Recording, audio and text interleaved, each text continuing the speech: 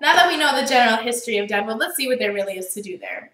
I've made a list of all my favorite activities to do while in Deadwood, and at the top of my list is Mount Moriah Cemetery. Mount Moriah Cemetery is the burial place of both Wild Bill Hickok and Calamity Jane.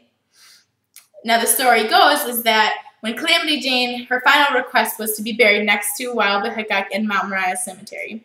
Now the funny thing is that Wild Bill did not like Calamity Jane. He wanted nothing to do with her, and she was so madly in love with him that she, as her final request, said that she wanted to be buried next to him in Mount Moriah Cemetery. And the joke around town is that Wild Bill is rolling around his grave knowing that he's buried next to her. Now down the road from Mount Moriah Cemetery is Broken Boot Gold Mine, which as we know is not the most profitable mine in Deadwood, but it still made a little bit of money. 15,000 ounces of gold was produced in this mine, which is roughly around $300,000 over a 26-year span. Now, if you think about that, $300,000 in 26 years is not much at all for people trying to get rich quick. Iron pyrite was actually the most profitable find in the mine. Just because they didn't find that much gold, they didn't make that much money on the gold. So iron pyrite, which is fool's gold, was the biggest find and actually made a lot more money than actual gold. Now today you can actually tour the mine every 30 minutes. There's a tour and you can tour it, and you can go into the mine. And I wouldn't recommend it if you're kind of claustrophobic. It gets a little bit tight in there, but you go into the mine and you can see where they would excavate to mine the gold. And if you look carefully along the walls, you can see little shimmers of the fool's gold that is still actually in the mine. And at the end, you can actually pan for gold, which is what they would do.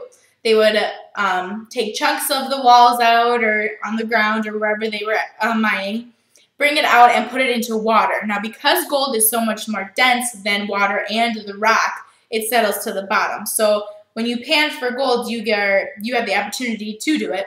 You are given like a bowl or a pan where you scoop up the rocks that settle to the bottom, and then you rock it back and forth to pan for gold.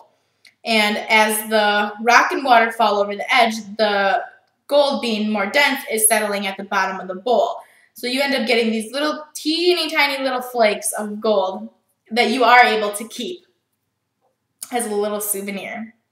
Now the last thing on my list is Saloon Number 10, which is the place where Wild Bill Hickok got shot. It is located on the Strip, and it is a bar and a little souvenir shop. And it's most famous for the reenactment of Wild Bill's death. Now, the story goes is that Wild Bill walked into Saloon Number 10 that night and wanted to sit down and play poker with some of the guys. Now, Wild Bill never sat with his back to the door. He always wanted to sit by a wall so that he could see who was coming up from behind him, or who was coming up towards him, who was coming in and out of the bar, just different things like that. And for some reason that night, the only seat that was open was one with his back towards the door. I feel like it was kind of foreshadowing his death, but I don't know. Later on that night, Jack McCall came into the bar, and a few words were exchanged when Wild Bill was sitting at the chair, and ultimately Jack McCall shot Wild Bill in the head. Now, the hand that Wild Bill was holding while he was playing poker is known, as some of you poker players might know, as Dead Man's Hand. And now, Dead Man's Hand consists of the Ace of Clubs, the Ace of Spades, the Eight of Clubs, and the Eight of Spades. That is kind of the thing around town, is Dead Man's Hand. And today, there is a reenactment that you can go and watch. I believe it's every 45 minutes. And you can go into the bar, there's seats and everything, and you can see Wild Bill dying and Jack McCall running out of the bar and into the street, where you can see the shootout between Jack McCall and another man, and ultimately Jack McCall's death as well. Well, now how is that for a blast from the past? From a geological location and the scenic views in the area to Wild Bill and General Custer, we have seen all that Deadwood has to offer without actually visiting there. We've seen the turmoil the gold miners went through, coming out with little gold and hardly a paycheck, and seeing Deadwood take a 180-degree turn from a little ghost town, you could say, to a thriving tourist attraction.